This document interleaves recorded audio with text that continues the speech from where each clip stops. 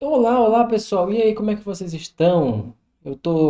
Bom, para quem não me conhece, meu nome é Daniel e eu tô trazendo de novo para vocês aqui a ideia que a gente está desenvolvendo para entender um pouco melhor como é que funciona o computador, quais estruturas eles têm e o que que a gente vai precisar observar quando a gente for escolher o nosso notebook do projeto Notebook para Professor. Então, eu estou aqui, eu estou tentando trabalhar um pouco melhor nesse negócio das produções de vídeo.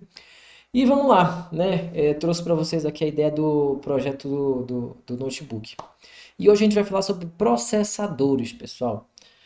Desculpa, vamos falar sobre processadores e entender quais opções de processadores normalmente a gente vai encontrar nessa faixa de valores que a gente tem. E entender um pouco melhor sobre o mercado de processadores que a gente tem atualmente. Tá legal? Então, vamos lá. Processadores. E hoje em dia, para computadores de modo geral, a gente tem duas opções de processadores principais, que são elas os processadores da Intel e os processadores da AMD. Como a gente já falou no vídeo passado, como eu falei com vocês no vídeo passado, antigamente, o principal era o Intel Pentium, né? Todo mundo queria ter um Intel Pentium, se fosse Pentium 4, então era maravilhoso. Só que de lá para cá, os processadores da Intel já evoluíram bastante. Atualmente no mercado nós temos vários modelos, mas eu coloquei três principais aqui que são os que vocês vão se deparar mais, que são os processadores Intel Celeron, Intel Pentium ainda, só que agora Pentium Gold, Pentium Silver, não é mais Pentium 4, né? E os Intel Core 1, i3, i5 e i7. Só que a Intel não é a única que produz processadores. Inclusive, para o mercado de portáteis, para celulares, por exemplo, né? Para o mercado de tablet, de notebook, como esse aparelho aqui, a gente já nem usa tanto os processadores da Intel. A gente é muito comum utilizar Snapdragon ou outras companhias que eu não consigo recordar agora no nervosismo. Então vamos lá. Mas para computador a gente tem principalmente os Intel e os AMD. Intel e AMD. E quem é essa AMD? Bom, a AMD é uma companhia tão antiga quanto a Intel. Um pouco mais nova, diria assim, coisas de 10 anos mais nova, mas não é tanto não. Essas duas foram as duas grandes empresas que conseguiram ficar no ramo de processadores depois de tantos anos.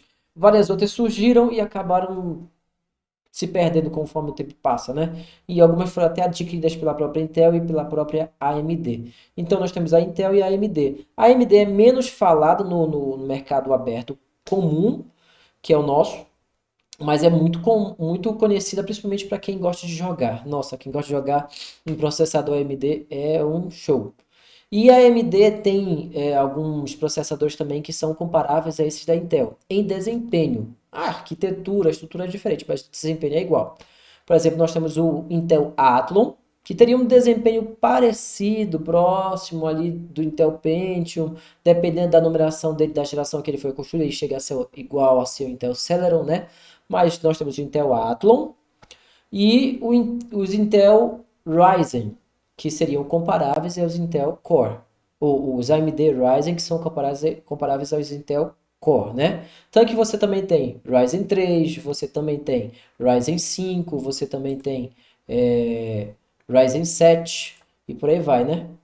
Então, os Ryzen, tem Ryzen 3, Ryzen 5, Ryzen 7, assim como você tem os Intel aqui dessa maneira.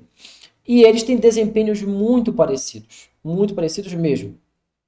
Os Ryzen, os processadores Intel, eles já chegaram atualmente no mercado popular, né?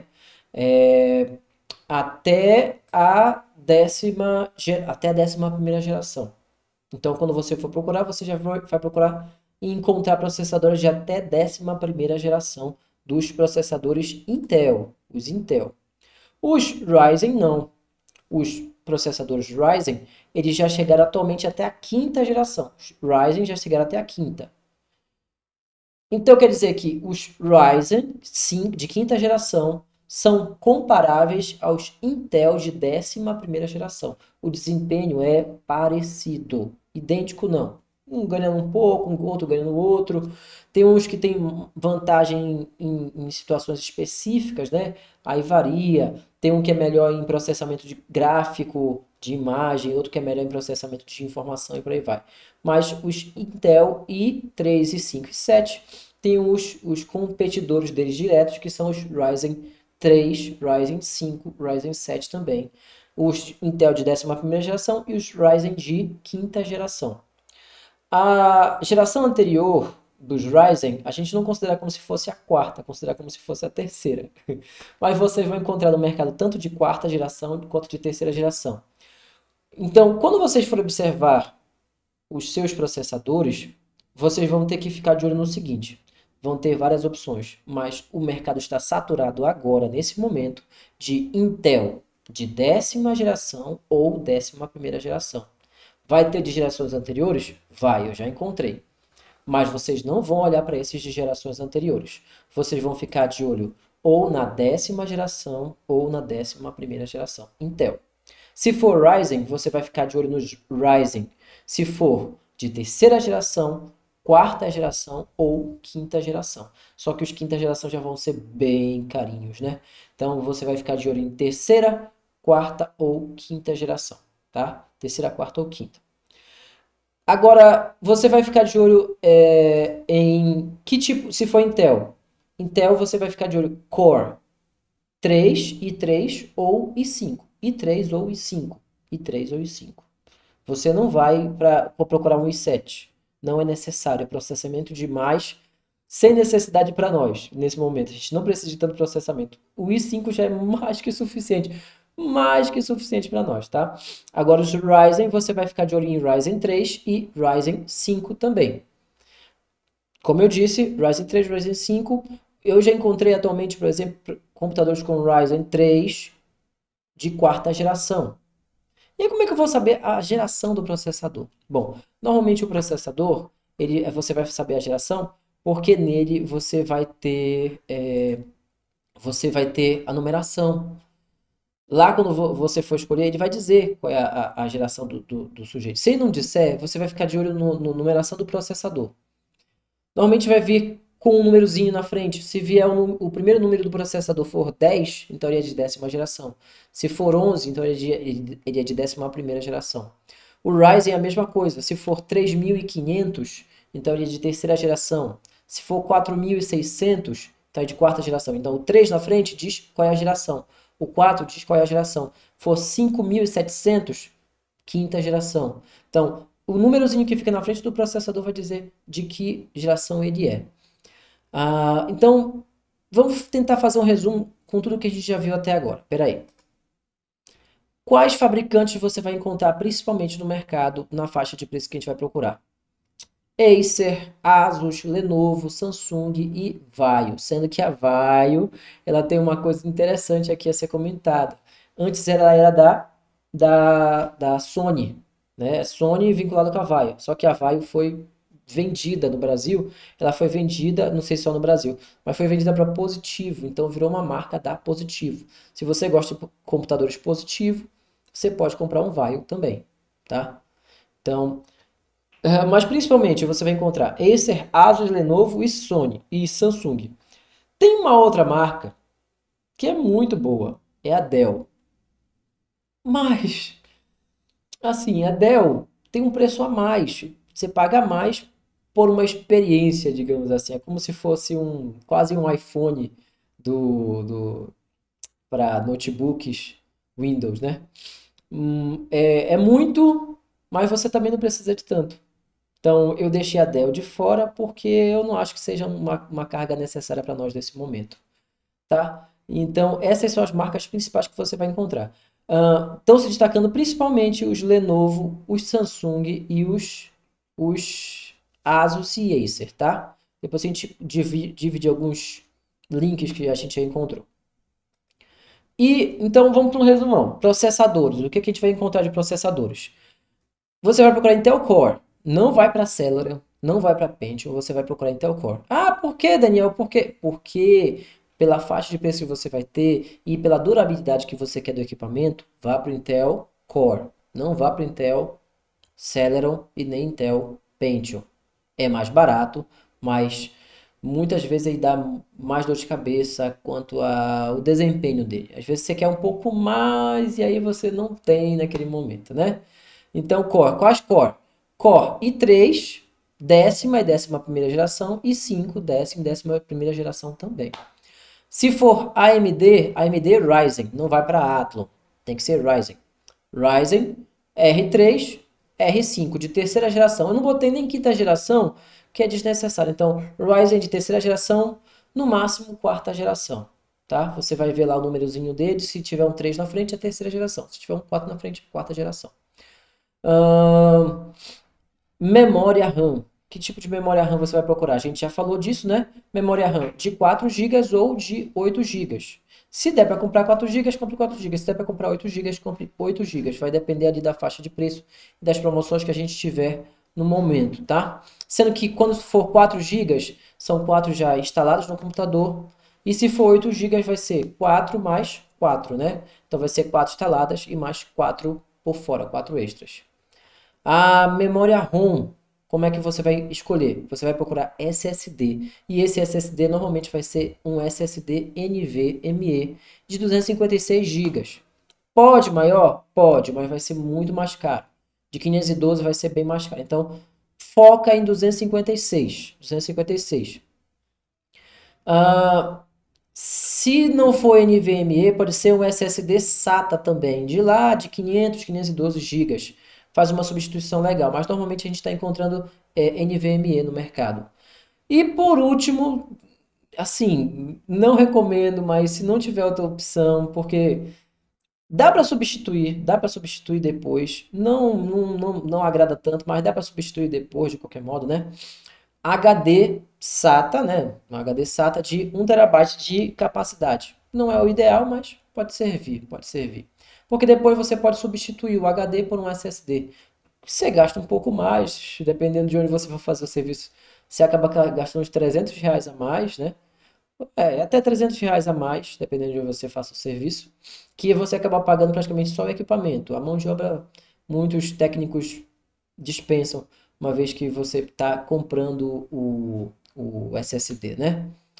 Então, dá até para colocar os dois, o HD que você já tem no notebook e mais o SSD, desde que o notebook que você comprar tenha entrada para DVD. Ele tira a entrada para DVD, ele bota uma outra entrada que serve como uma entrada para o HD.